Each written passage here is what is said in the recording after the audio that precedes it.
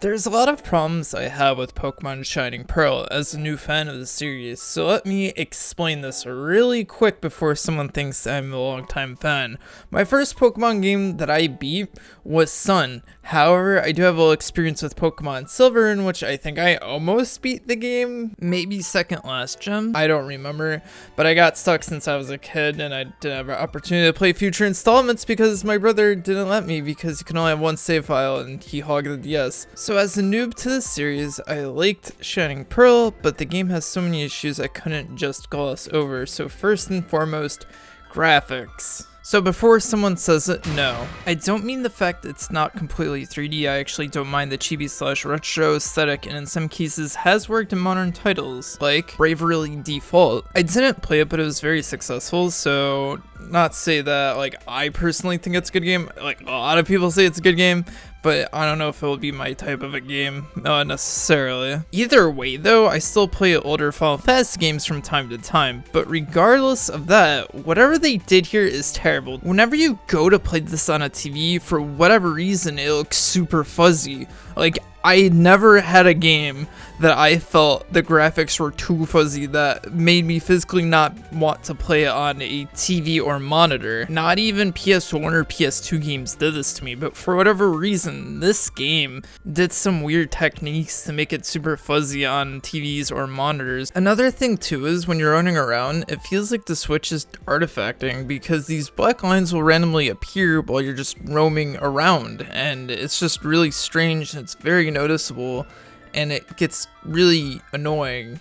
Not to say that it happens too often where it becomes like unplayable, but it still is like, why is this in a AAA game where these issues really shouldn't occur, but for whatever reason it's in here, and I'm just really confused to why. Like, I'd expect this stuff to happen when you go out of bounds, but this just happens in normal roaming. Now, I don't have epilepsy, but for whatever reason, whenever I like ran across like a floor texture within the game, it felt like either the game was screen tearing or something, but I was having like some sort of like sensory overload to the point where it was hard to actually look at, you know, floor texture when I was running across the screen. Now that my sort of nitpicks are out of the way, let's talk about gameplay. It's unbalanced. No thought was put into having EXP, sure, it's just slapped in there without any real bouncing. So normally you'd want to get every encounter possible, or no optional encounter in the game to make sure you're at the right level for said gym or boss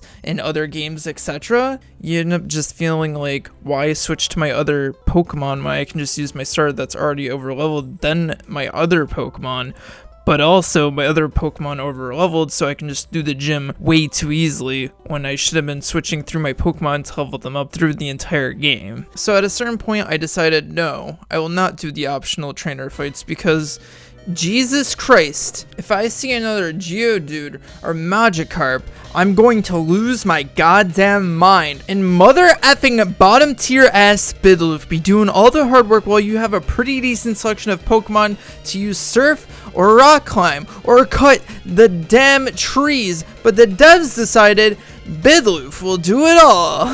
I equipped the abilities to my Pokemon thinking they'd actually do that ability like in the older games.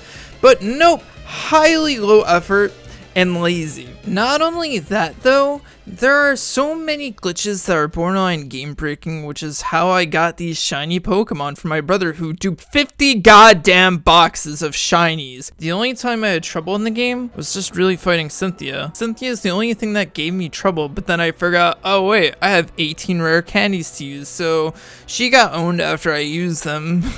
And if the last boss is the only thing that gives me trouble in your game, then there's a problem. So that is why this game is not balanced with XP, sure. But Distress, this is a kid's game. It's meant to be easy. Please stop arguing that, please. Please stop arguing that, because Kingdom Hearts has a difficulty select screen before you start the game. So Pokemon could easily add something like that, or, you know, continue to have a game that is structuralized to become more difficult as you play, as some prior games did, at least Silver from my knowledge. So why can't Pokemon add this if they want to add an easy mode for kids?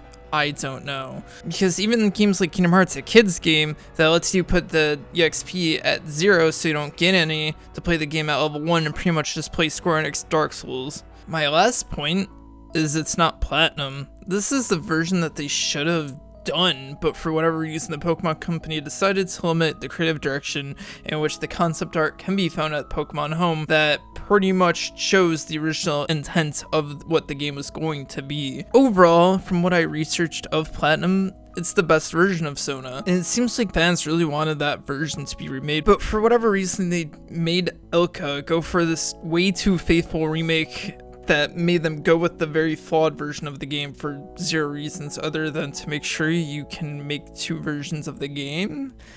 Although there are a few Pokemon from Platinum in these remakes, what's stopping Nintendo from just releasing a Platinum remake alongside these games? I just have a strange feeling the Pokemon Company doesn't want to just double dip, they want to triple dip. Well, with all that being said, sound off in the comments down below about what you liked and didn't like about Brilliant Diamond and Shining Pearl, and in my next video I'll go over what I liked. I promise. Anyways, like and subscribe, or else.